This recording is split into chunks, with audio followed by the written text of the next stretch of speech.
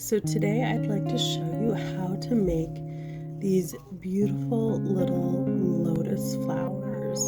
They're nice and teeny. You can fit them in the palm of your hand. They're kind of fun because you can almost use them like little votives. If you use bigger paper rather than the 6x6, you can put little candles in them. I would recommend the electronic kinds and not the actual flame kind because, you know, paper burns. So let me show you how to make this. You're going to need a square sheet of paper. This is a standard 6x6. I got this on Amazon. It's a bulk pack of double-sided single color paper and it's a really good paper to practice on. Something to be aware of is not every origami sheet is cut to a perfect square, and these are usually off by maybe like an 1/8 or a 1/16 of an inch, but generally speaking they're square enough.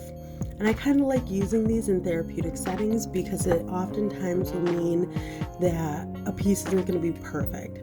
And that way people can experience that even if it's not perfect, it's still going to come up similar enough to what you're expecting that you're going to know what it is. And you're still going to get that sense of success even without perfection. So the first step is we need to mark the center of our piece of paper. The easiest way to do this is to fold it in half and fold it in half again. The nice thing about this is you can either fold it in half into a triangle or fold it in half into a rectangle. I tend to default to a rectangle. So you just take one edge, fold it over to the other edge, and crease it.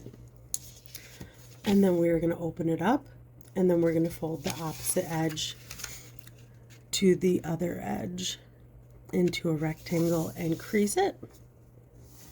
I like to use my fingernail to give everything a nice tight crease, but you don't necessarily need that in this case. So once you know where the center is, the next step is to take all 4 of the corners and to bring them into that center point. This is the first point where it might not be perfect, but please don't stress. So I'm just going to take my point. I like to line it up just a smidgen away from the actual center point to give me some wiggle room for error. Now, you can just go around. You'll notice in the video that I like to rotate. It is just a preference for side, but it's not mandatory. So I'm going to rotate it again.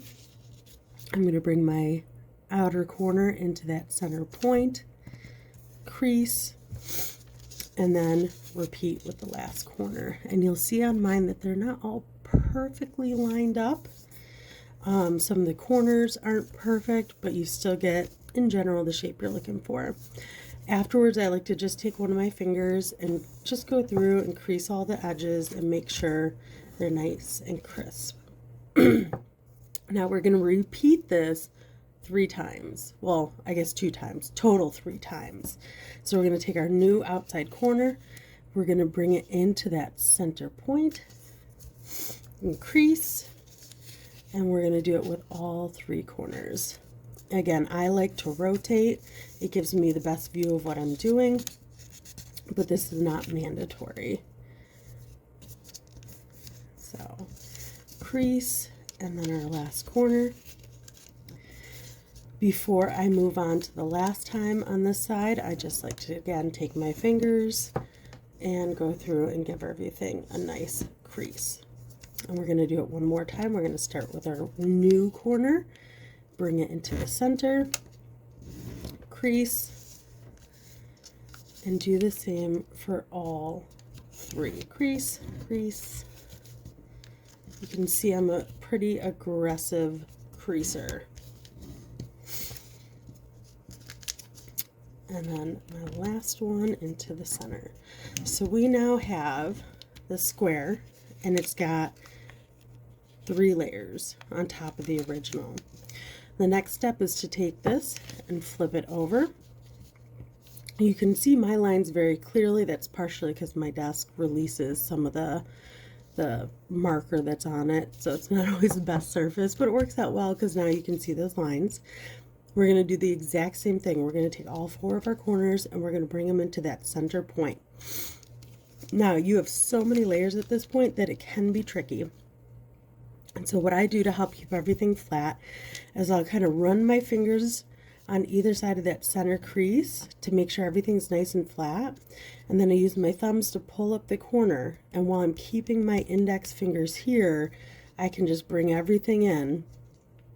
And it generally helps to keep everything nice and flat. And then right now what I'm going to do is kind of use the pad of my fingers to crease that down. And then I'm going to rotate it and I'm going to do it again. Now, you can see this little bubble here.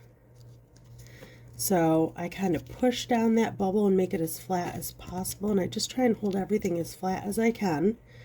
I'm also now going to use my thumbnail to kind of help make that corner point nice and distinguished. I'm going to bring it up and smush, smush, smush, crease everything down. Ooh, rotated too far. I'm going to now do the same thing. And again, I'm just flattening everything with my index finger. I'm going to put the nail of my thumb in the corner there to help make a nice tight corner or a nice pointy corner. Crease everything down. Rotate it, and you can see with these little wrinkles here that everything's bubbling. So I'm just again going to take my index fingers, I'm going to slide them down on either side of that center line to help keep everything flat, and then I'm going to use my thumbs to pull up the corner, and I'm just going to bring everything in. So now you'll see when you look at this, like it doesn't perfectly line up. Nothing is like quite perfect on here, and that's okay. Before I move on to the next step, I am just going to take a fingernail and crease everything nice and flat, putting some extra effort onto these corners. If you don't have long fingernails or they're not very strong, I recommend using the back side of a pair of scissors, and you can kind of just like give it a nice crease. They also sell things called bone folders. They're made out of plastic, and they help you get that nice crisp fold. Now I'm going to warn you, these next few steps is where I used to get really confused when I was first learning this form, and I'd end up ripping things. So I'm going to try and explain it to you as best I can the way that I have learned to do this. So what we need now is to take these little corners and fold them in. Not all the way to the center like we've been doing, but maybe like somewhere between a third and a halfway there. So what I like to do is take my thumbnail and kind of use it to create a little crease that I can kind of use as my guide to fold this in. And I'm just going to pinch it as hard as I can. I'm going to rotate and do the same. So again, I take my thumbs, I kind of create a little crease, and I smush it down. So you're going to repeat that so all four corners are folded in. And you can see it's getting really thick and really hard to use, but it's not impossible as long as you kind of take your time. Now, this is the part that I always started ripping things. What we're going to do is take this flap that's on the back, and we want to bring it around so that it's on the front. You can't just take it and pull. You're going to end up tearing it on those sections. There are also people who I think unfold it and then like try and bring it around and do it like this way. So you can kind of see what I did was I unfolded. Let me try and get it back. Here we go. I unfolded two of my inner ones, and then I kind of used one of my other fingers to bring up the back and push this down, and then start bringing these back in. For me, that was really confusing and really hard to do. So what I found is the easiest way to do it is this little tab that you have folded down. You're going to hold it really tight with your thumb, and on the other side your index finger.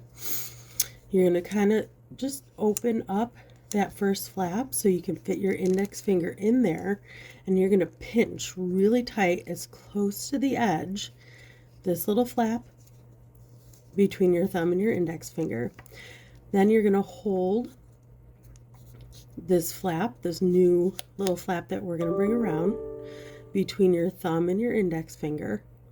Now, instead of pulling out and bringing it around, what we're going to do is almost fold it to this edge. So touch it to this edge, and you're going to very gently just kind of slide it over this outside edge. So you're just going to gently slide it, and you almost feel like a pop when it slides into place.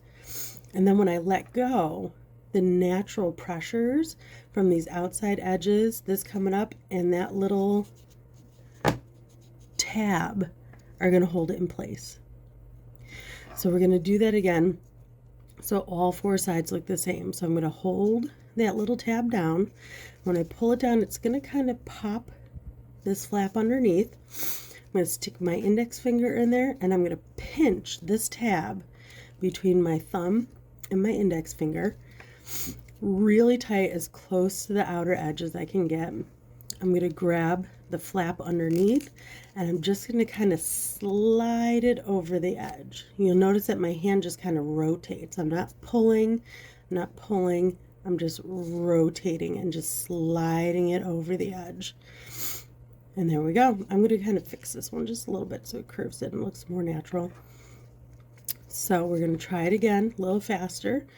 I'm going to open up this flap, put our index finger in there, pinch that tab as close to the edge as we can, grab our flap, and we're just going to slide it over.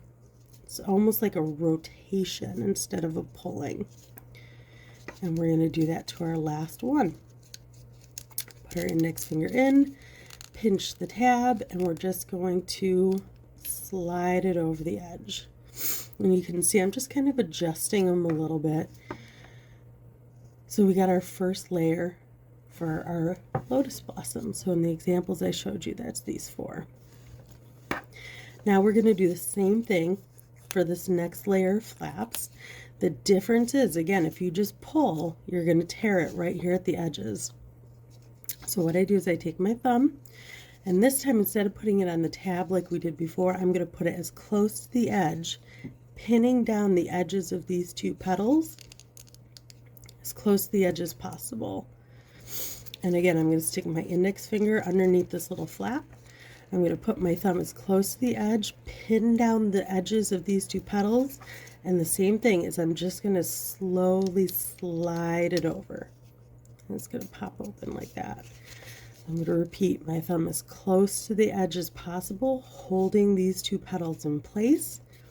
Put my index finger underneath the flap, and then I'm going to pinch this next flap between my thumb and index finger, and I'm just going to rotate so I can slide it over the edge.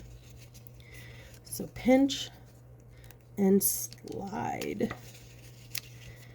Pinch, and you'll see it kind of moves, everything moves. So I'm going to pinch and slide.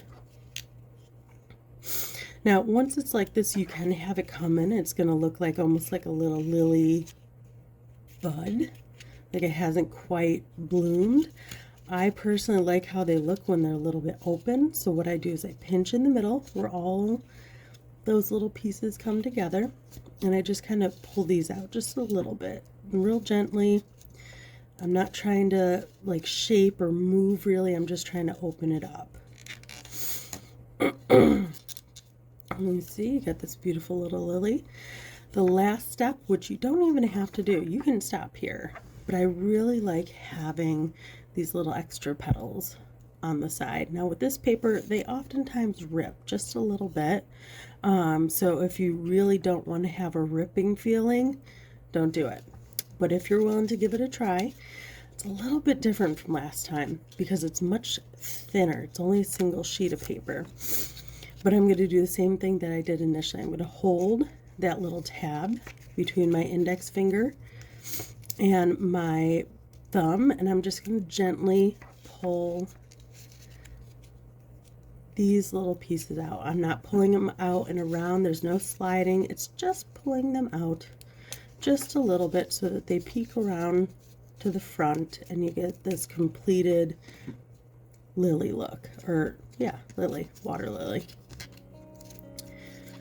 So I'm just going to shape it a little bit, and then I can display it with other flowers. And how beautiful is that?